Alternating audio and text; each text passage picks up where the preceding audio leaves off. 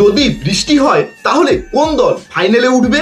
আসলে ভারত আর ইংল্যান্ডের মধ্যে সেমিফাইনাল ম্যাচ মুম্বাইতে হতে চলেছে এবং সেখানে কিন্তু বৃষ্টির পূর্বাভাস রয়েছে। কিন্তু যদি বৃষ্টি হয় তাহলে কি হবে? চিন্তা করার কোনো ব্যাপার নেই, কারণ আইসিসি সেমিফাইনালের জন্য রিজার্ভ ডে রেখেছে।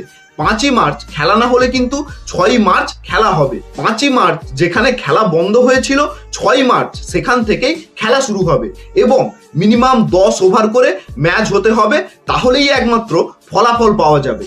কিন্তু যদি বৃষ্টিতে রিজার্ভ ডেতেও খেলা না হয় তাহলে কি হবে? তাহলে কিন্তু টিম ইন্ডিয়ার জন্য ব্যাড লাক, কারণ ইংল্যান্ড ফাইনালে কোয়ালিফাই করে যাবে। যেহেতু সুপার 8-এ 3টে ম্যাচ ইংল্যান্ড জিতেছিল, সেই জন্য বৃষ্টির জন্য যদি একদমই খেলা বন্ধ হয়ে যায় তাহলে অটোমেটিক ফাইনালে কোয়ালিফাই করবে ইংল্যান্ড। কি মনে হচ্ছে, বৃষ্টি কি ইংল্যান্ডকে বাঁচিয়ে দেবে, নাকি টিম ইন্ডিয়া মাঠে নেমে ইংল্যান্ড